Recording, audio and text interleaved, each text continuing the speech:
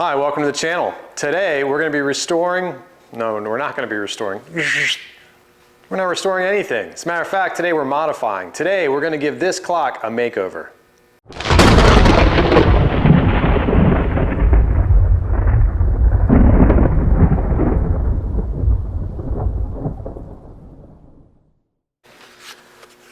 All right, so welcome to the channel. My name is David. For those of you who don't know me, I'm a professional restorer of antiques and artwork. I've been professionally restoring furniture inside Washington, D.C. since 1995. If this is your first stop into the channel, welcome. Do me a favor, why don't you go ahead, subscribe to the channel, and hit the notifications bell. That way you'll get updated anytime I drop a new video. So primarily, I'm hired by many people to restore furniture, and furniture restoration is primarily either repairing some damage, some wear and tear, some type of an issue with a water pipe that's burst or scratched from some movers or pet damage, you name it, I've done it. It's a large topic when you discuss restoration. But typically, a lot of times nowadays, I'll see the hashtag furniture restoration and I see people painting furniture. And I just want to make the distinction that painting furniture isn't restoring furniture. It's repurposing it, you could call it refinishing, repainting it, something to that effect, but it's not restoration. Restoration is really, it's a term reserved for people who are able to put things back to their original condition without modifying them. But that's not what we're going to do today. So today, what we're going to do is we're actually going to repaint this piece of furniture. So I have this long, tall case clock behind me here. It's a Scandinavian clock that I've had in my showroom for about 2 years now. It hasn't gotten a lot of attention. The clock does keep time. It's from 1730. It's quite an old clock, but it's got a lot of wear and tear. As you would expect of a case, as you would expect for a clock this old. But today we're going to modify this with some Andy Sloan's chalk paint. So let's discuss the approach we're going to take. All right, so this case clock, you can see it's got a hand painted date here, 1730, which has actually been in painted a little bit. I can see that it was chipped and somebody tried to go ahead and repair that 7 there on the date.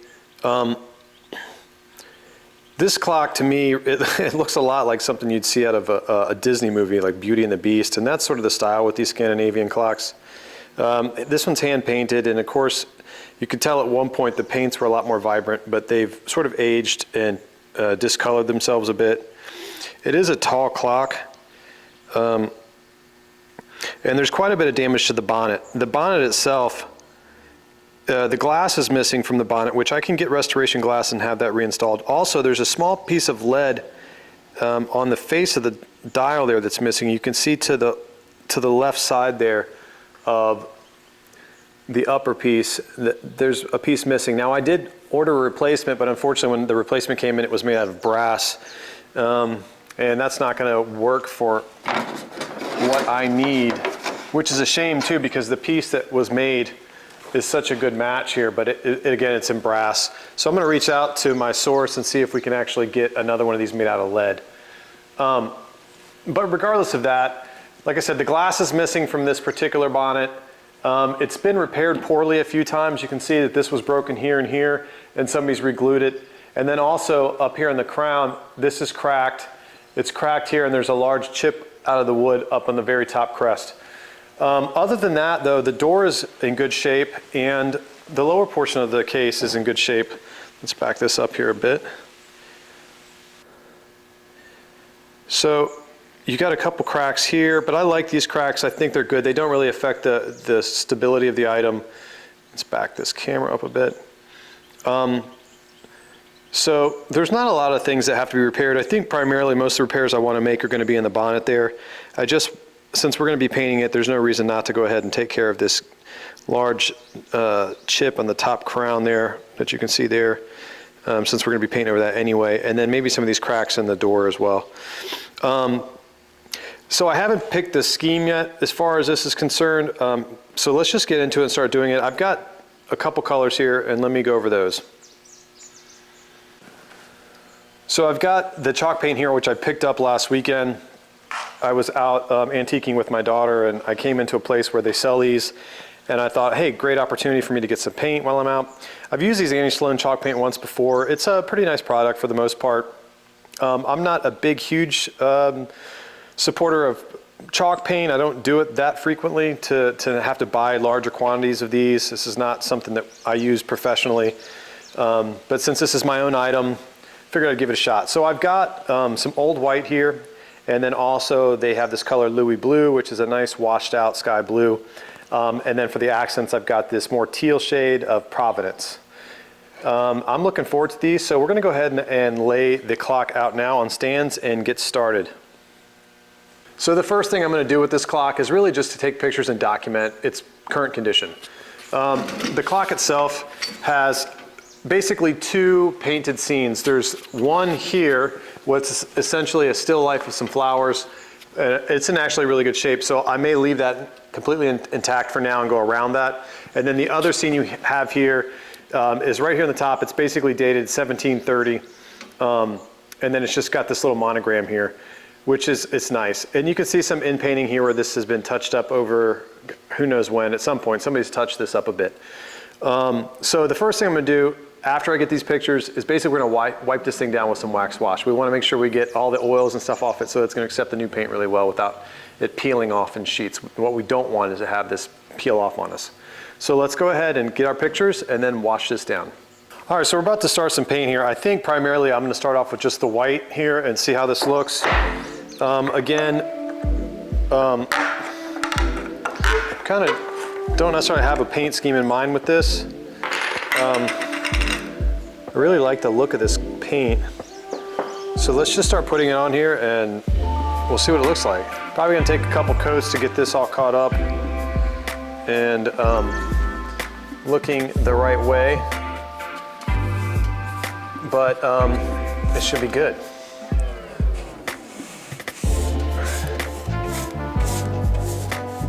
All right, and then again, there's this top piece here. I don't want to paint that in. I think I'm going to leave that the way it is.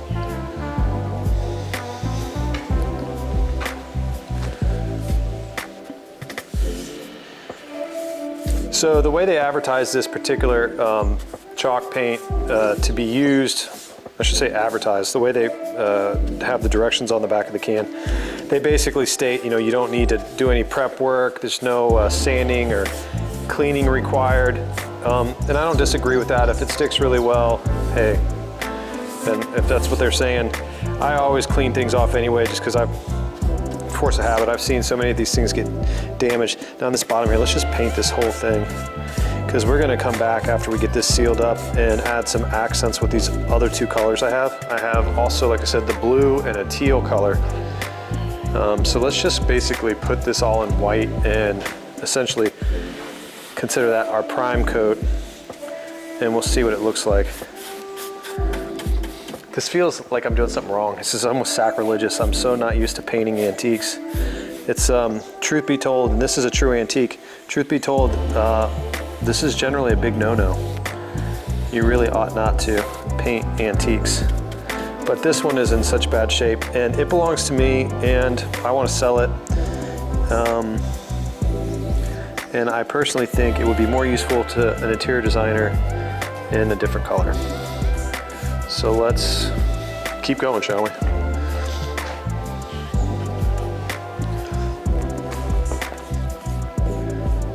Honestly though, this kind of work is fun. It's a lot less stressful, I'll tell you that. Some of the restoration stuff, you got to be very careful to get it just right, to look, you know, as though it was not repaired. That it can be a little stressful at times, depending of course on what you're working on. Not everything is difficult, but all right, here I'm gonna get really close to this edge, so I think I'm gonna I'll get a smaller brush to get in here to this detail of this panel. I've got some smaller, more accurate brushes I can use. So let me just get this close, and then I'll in-paint that other with a different brush. I sort of want to be cognizant of my brush strokes here though. I don't want this to look terrible. I mean, although I think we're gonna probably have to do a couple coats to get this coverage right.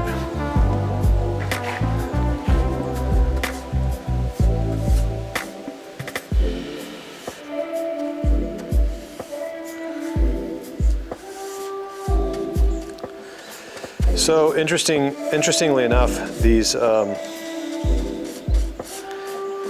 clocks are reasonably common actually. You see a lot of these in various antique shops. Certainly on first dibs with other sellers and things like that, I see a fair amount of these clocks. So I don't think they're extremely rare by any stretch. I think a lot of these have probably survived and are available for purchase. Most of the ones I see are, I've never actually seen one the color of this one that I have here, this teal color. Most of the ones I see are typically blue or white. I've seen a couple red ones, but that's not as common as the blue or the white. Now, of course, I can only speculate as to whether or not those are the original paint schemes on those, or if somebody else had modified those as well. But anyway, all right, and then we're just gonna paint this whole thing too, because again, so here we are now with the clock that is dry. It's been a day. I painted this yesterday, left out of the store, closed up, and then came in today. I've had some business this morning opening the store and some insurance claim work, but just jumping into this project, it's past lunch at this point. And it's dry. It looks really good. I like the contrast on this. I really like the way the bottom panel came out. I think that looks pretty nice. Of course, there's still a couple repairs on the bonnet that I haven't made yet that I'd like to do. I do want to leave some of the tattered look on this, but some of it's an eyesore. There's a big chip on the top crown that I want to go ahead and fill now that I got a base coat on it. And there's some issues around the top of the door where it had a repair previously done that I think needs to be touched up. So let me show you those areas, and then after that we're going to go ahead and dig into doing the secondary color and the tertiary color, so that we can just kind of dial this one in and make it look really good. But so far I'm really liking it. What do you guys think? Leave a comment below and let me know how you like the way this looks at this point. All right, so we've got the bonnet off here, and I just want to go over this for just a minute to point out some issues and things that I would fix. Now, of course, when you're painting something like this and you're doing a shabby chic thing, quote unquote shabby chic thing, the idea is to leave it looking distressed and old, and that's fantastic. But I think there's a fine line with leaving things unattended to and making things look physically distressed for the point of just accentuating the age and making it look like that country, provincial sort of French look, which is what these are. I mean, of course, this is Scandinavian piece, but still, that Baroque look, French country, kind of all blends into me. So this one in particular, it's got this really large gouge here on the top crown, which I think personally it's an eyesore, so I'm gonna fix it. Also, we've got these cracks here and here where this was repaired at one point, and I think, honestly, it should be filled a little bit, and maybe here as well. There are some other issues with this clock that I think we'll just let slide because it adds some to the character, I believe. Like you have a crack here, which I kind of like the look of that crack. Of course, it's structurally not posing any threats to this piece. There is a small piece of wood that's missing from down here on the door, which you can see from the side. I don't like that. So we'll probably go ahead and take care of that as well. But there's definitely some things we'll just leave in place. Like you can see here where the nails heads were exposed. Somebody did some repair after the fact and left that in place like that. I think that looks kind of good. It adds a little bit of character and charm to the piece. But we definitely want to, in my opinion, I want to fix this right here. I don't like the look of this. And it's such an easy thing to do. So we're going to go ahead and use a 2-part filler on this, which is appropriate for this type of repair. I would not normally put, a filler in an antique, especially like a modern epoxy fill, like a resin fill. But in this case, we're painting over, we really just want this smooth, so I think it's completely appropriate to do that in this instance. So let me walk you through that process, show you what that looks like. It's fairly simple and straightforward, and then we can do another coat of paint on this and move on to the other colors. But so far, I really like this. Leave me a comment, let me know what you guys think. For sure, I'm curious to see what you guys think on this. It looks fantastic to me. What do you think? Okay, so what we're gonna be using here is literally straight up Bondo. If you guys have ever used this, you realize it smells terrible. I can't stand the smell of Bondo. It gives me sort of like PTSD of when I used to work at a refinishing shop several years back, almost 10 years ago, 11 years ago now. I worked at a refinishing shop. Shout out to Pampa.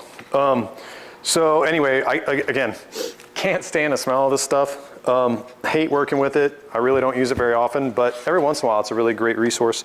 So you don't need very much of this stuff. And my can here is pretty old. I don't even remember the last time I used it. If you haven't used this, basically it's got this resin, and you just need literally a small dab of the hardener. Hopefully my hardener's still good.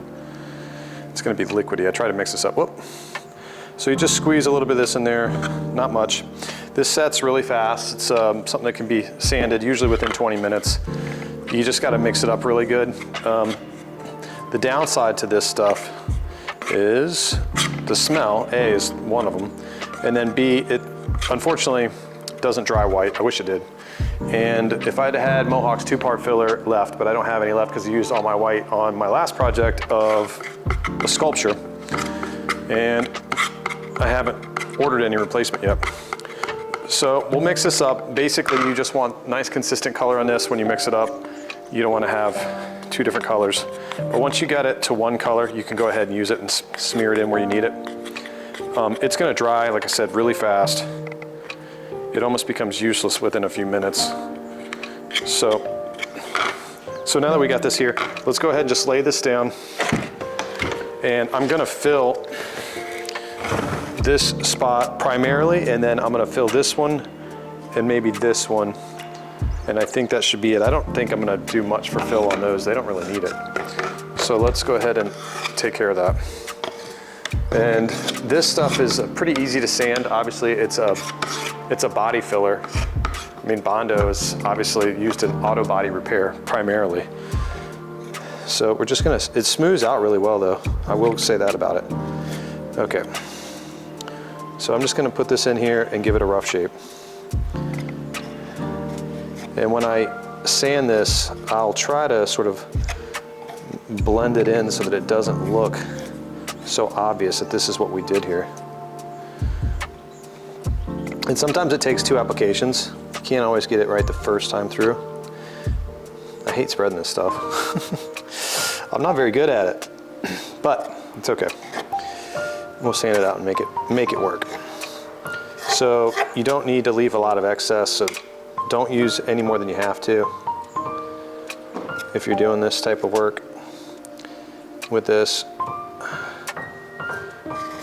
All right, that's probably the best I'm gonna get out of that right now. And let me go ahead and do the same here. God, I wish I would have taken this door off the hinge.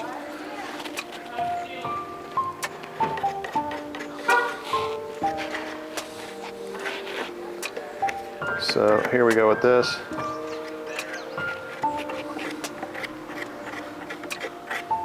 We'll fill that, and then we're gonna fill this one. And once this dries, I'll scrape loose all the excess and then just fill this in. As a matter of fact, I can probably get a lot of that off right now before it even dries. So let's just clean this up a bit. There. And you know what? I might be able to get a small, well, look, it's already useless. That's how quick this stuff sets. Now, of course, I put a lot of hardener in there, which is primarily why it sets so quick. If I had put less hardener, it would have taken longer, but there you go. It's already starting to harden. So technically, you could come back and razor blade this up and sort of pre-shape it. In any event, let's let that dry for a few minutes. I'll clean this up and shape it, and then we'll see if we have to do a second skim coat. Ooh, the excitement. Okay, so I've just sanded this smooth. You can see where it kind of rubbed through here. It's nice and smooth now, and same here and here. I went ahead and cut a little piece of wood to splice in here in the door. I've got my little block of wood right here. I'm gonna glue this into place right here. This fits right in here. And then I'll glue this in place and then go ahead and once that glue sets a little bit, I'll just trim this up and then paint over that. It's gonna look good. And then we'll go ahead and do a second coat of paint on here just to clean that up. But other than that, that's a very simple fix. Literally took less than 5 minutes, and it's gonna make the overall look of the clock a lot nicer. So let's pop this little guy in here. And here we're just using some Titebond hide glue. Doesn't need a lot of glue because the paint's gonna kind of keep it in place too once we paint over it. So I'm just gonna put a little dab of glue here, here, and here on 3 of these surfaces. Actually, put the same on the inside edge here. Let me just wiggle this glue around here and make sure we get a lot of glue on the surface. And put a dab of glue on this side here. All right, let's just squeeze that into place. All right, that's cool. So We'll let that sit for a few minutes before we fool with it, but it's kind of, it's a tight fit anyway, so it's not gonna take any clamps or anything. I just squeeze it in there and the paint will go right over top of it. So let's go on and do a second round of paint, touch this one up. And I think we should be good. Like I said, I'm gonna leave the rest of this stuff in place. There's some chips and things here, but I'm gonna leave them. Kind of like the way they look. Might smooth this out, sand this bit. Smooth this up. And so this sandpaper I'm using is just a piece of 100 grit and really rough sandpaper. Now, of course, you could, even if you wanted, come through and sand this and leave some edges exposed. That's gonna add some of that look to it. And maybe we'll do that once we get this all said and done here. But let's go ahead at least just cover over our repair work. Right there, we're gonna cover it up with paint. You know, that's what we do. Okay, so I've got this sanded down. I've got all these little touch-ups and fills smoothed out, as much as I want to have them filled out, smoothed out rather. Before we do another coat of the paint here, I stopped this morning and picked up some smaller detail brushes so we can do this. And I also touched up a couple small spots on the case here I wanted to fill as well. So let's go ahead and just recoat this. This doesn't take extremely long to dry. So I'm gonna go ahead and put another coat on over the touch-ups. And then one of the things I noticed when I'm doing the chalk paint, when I was sanding some of these, is the chalk paint acts like a really good primer coat, and you can sand it down. So I think we're gonna, and I've seen with chalk paints where they sell a wax. So I think it's common for them to be sort of distressed, sanded, and then waxed over. I may or may not do that as I go through this process. I'm sort of kind of coming at it from a newbie approach to chalk painting. I mean, I'm a restorer by trade, not necessarily somebody that repaints and purposes vintage furniture, which I think is primarily what chalk paint is geared towards. You know, like I said, I do a lot of French polishing and traditional actual restoration work. So this sort of stuff to me is sort of like for the general public, but it is interesting and it's a fun process. So let's go ahead and paint this thing up and get this rolling. So we don't need a ton of more paint on this since it's already been coated once. So I'm really just gonna touch up these areas that need an extra round of paint. And the first time I put this on, I went pretty thick with it. And I'm gonna go ahead and do the same here this time around too. I don't think any reason to do, you know, thin coats. So go ahead and just do a nice thick coat on it. Because as I was mentioning, you can kind of sand this and still have a lot of paint left on the surface. So once we get this done, if we want to sand out the brush strokes, if it dries a little too thick, that should be easy enough. The one thing I want to make sure we don't do though is paint this door shut. I don't want to do that.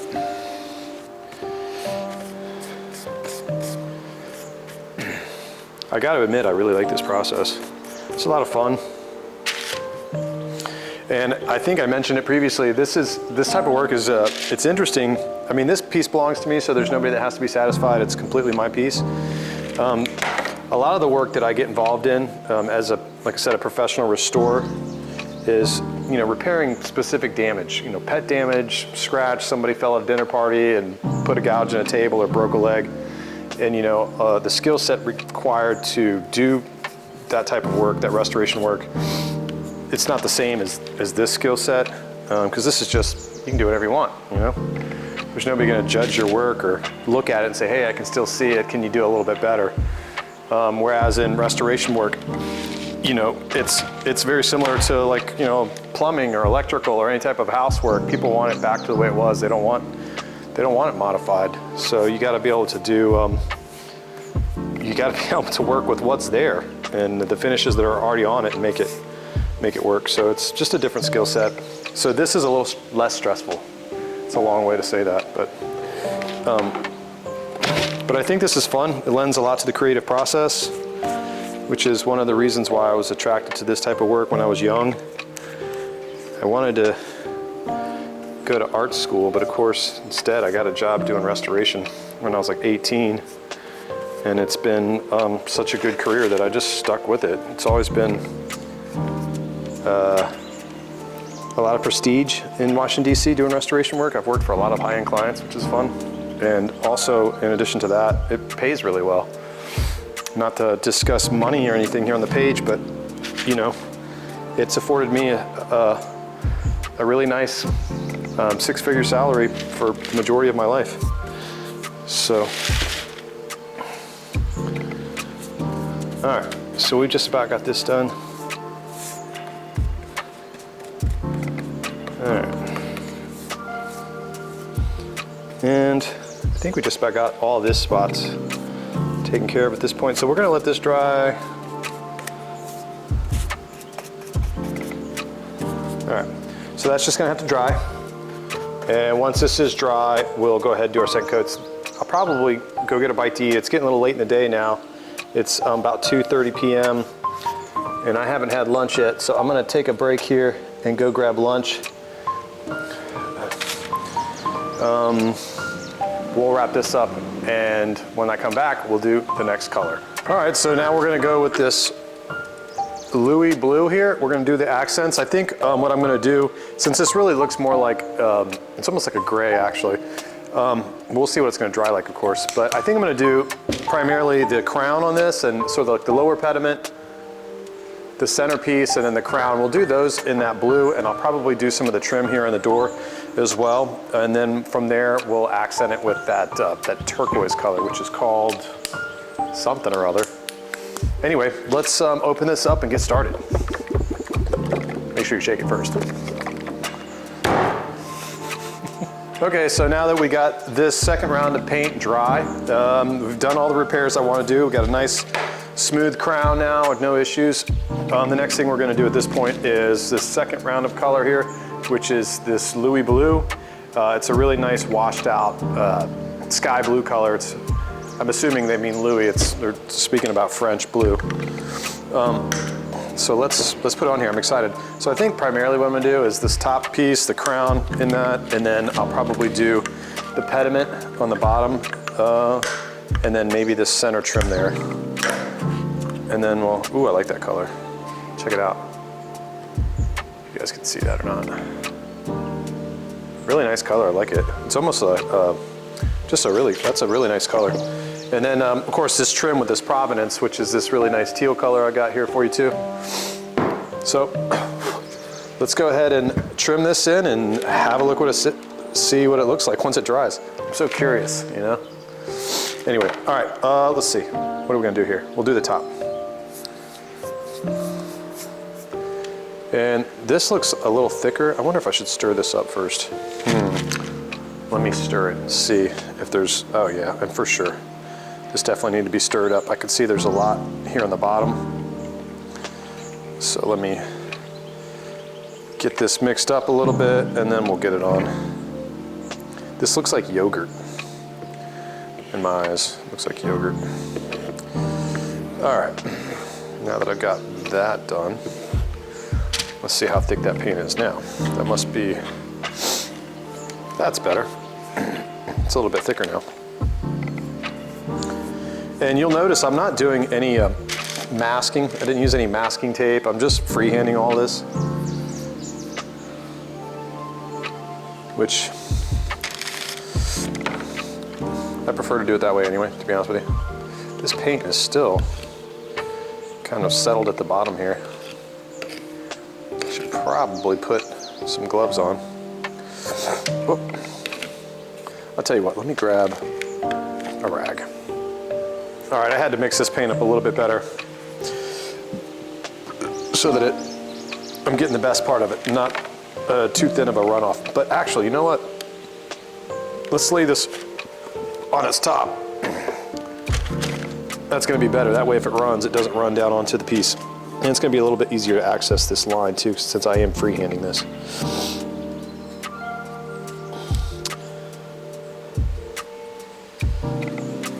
I like the look of this paint. You guys will have to let me know what you think of it.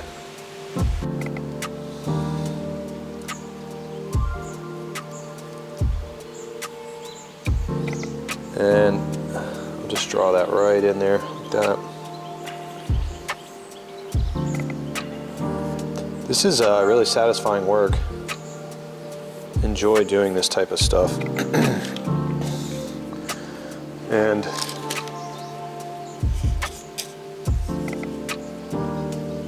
I could see how this would be somebody's hobby and they would really enjoy doing this, because it is, like I said, it's really a lot of fun doing this type of work. There's a little bit more creative freedom in doing this as opposed to doing restoration, you know, where you're for hire and very specifically fixing something for somebody. This is, like I said, a little bit more creative, I guess, and I like it. All right, we're just going to draw that in there.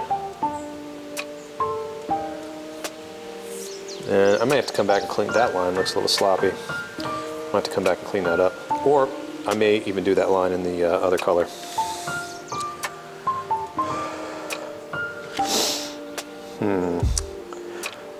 Not exactly sure how I want to do this part.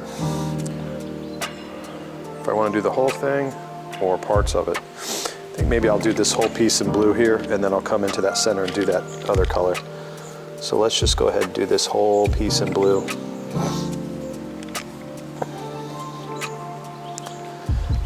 It might have actually been a good idea to tape this off. We'll see how good my freehand is. If I have to get in here with a smaller brush and do some touch up, it won't be an issue. I can do that easily enough. So I'm not going to get hung up on that. And let's see, we're going to have to get this door open here because I got to get this inside lip here.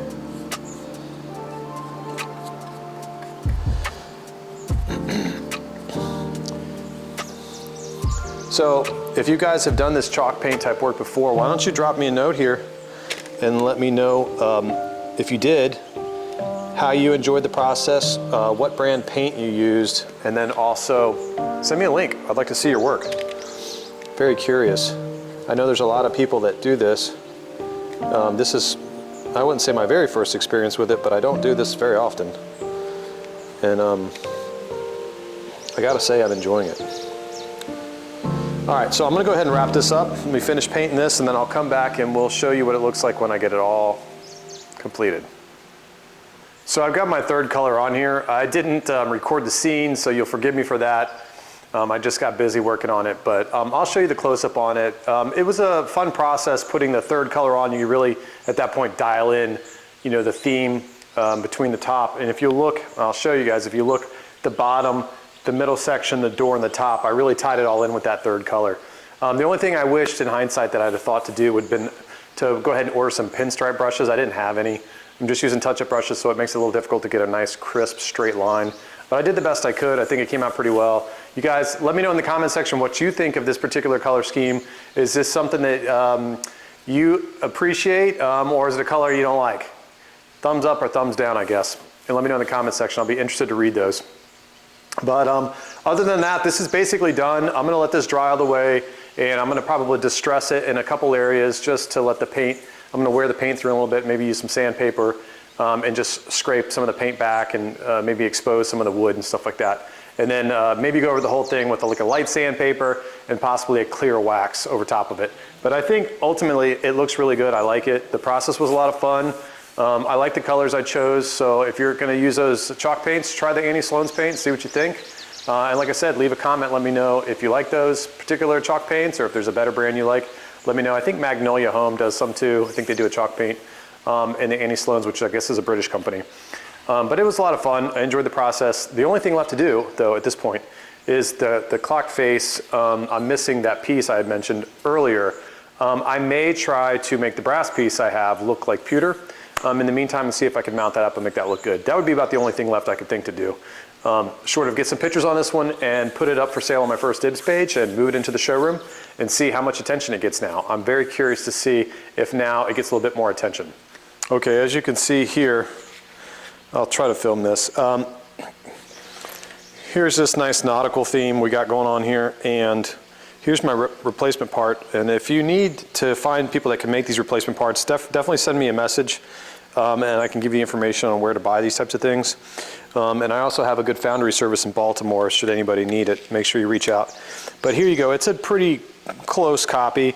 It's the general right shape. It's the general right design. Of course, it's not perfect, and it doesn't have all the transparency that this one does. But you know, in restoration work, sometimes you just settle for what you can find. And this piece, unfortunately, is damaged here too. If you notice that, we got 3 of the 4 faces, and this one's missing.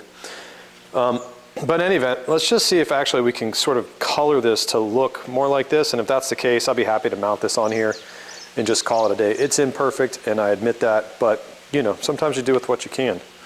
So that being the case, I'm gonna see if I can mix up some powders, pigments here, and get this to look like pewter. If I just add some, I bet you I can get it pretty close. Let's see what happens here with just a little bit of silver pigment and some black. Maybe we can get this to look like lead. It'll look dull and match this. And if that's the case, now of course it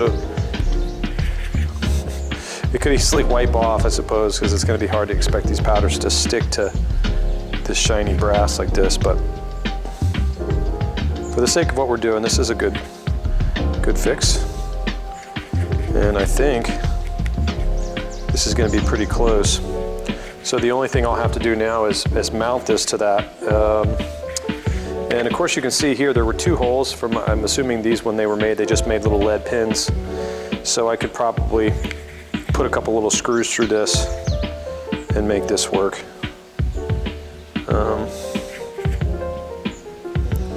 So I will do that.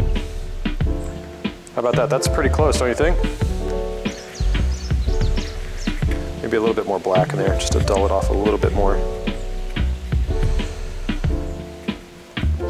You know, it helps to have access to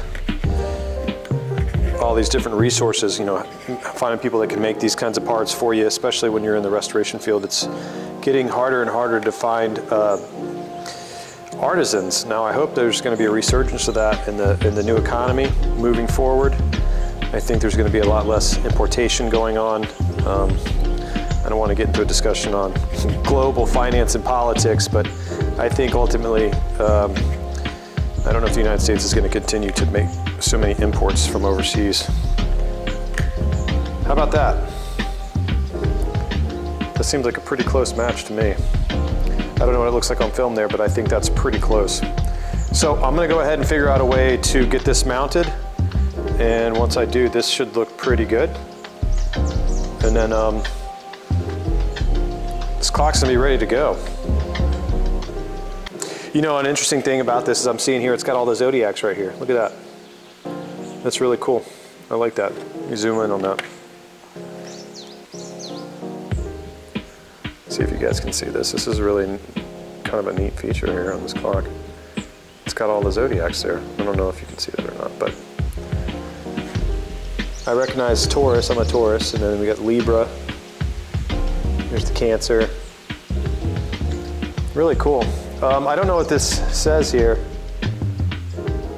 This might be a name. I'm not sure. But anyway, there it is. All right, and so I'm just gonna wrap this up. The last thing that I haven't done, you'll see I got this in place up here now, and that came out really well. The only thing left to do now that this, I think it's dry, yeah, it's dry, is to go ahead and put this other stripe right here on this ridge here. So I'm gonna go ahead and do that real quick.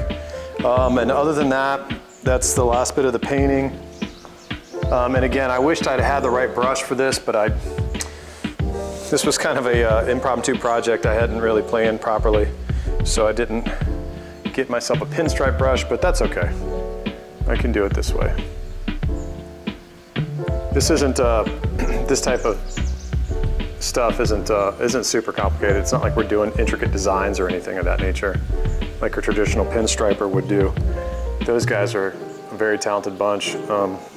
Used to love watching the American Hot Rod and all those types of shows. I used to watch that show American Restoration too on TV. I don't know if that was a History Channel. Used to play those television shows. Those were a lot of fun to watch. And I am a car guy, so I don't fool with cars these days. But once upon a time, I spent a lot of money on going fast. But anyway, So, like I said, it would have been easier if I'd had a better brush, but it's all cool. All right, so.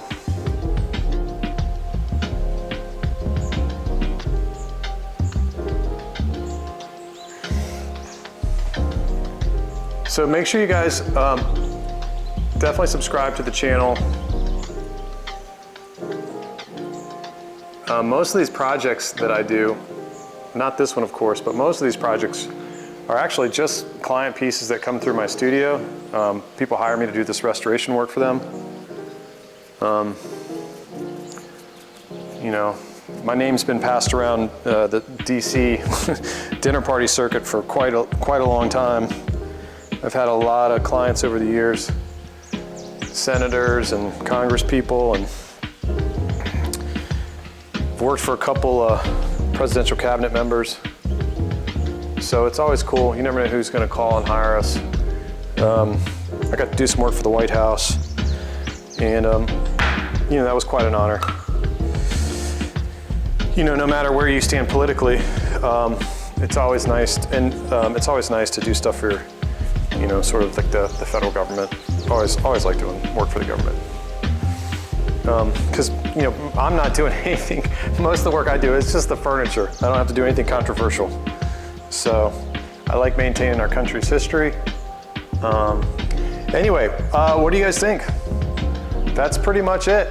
This one wraps it up. I mean, I could get a piece of glass to put in here, and I may do that, and a piece of glass here, but as far as the painting, that wraps it up.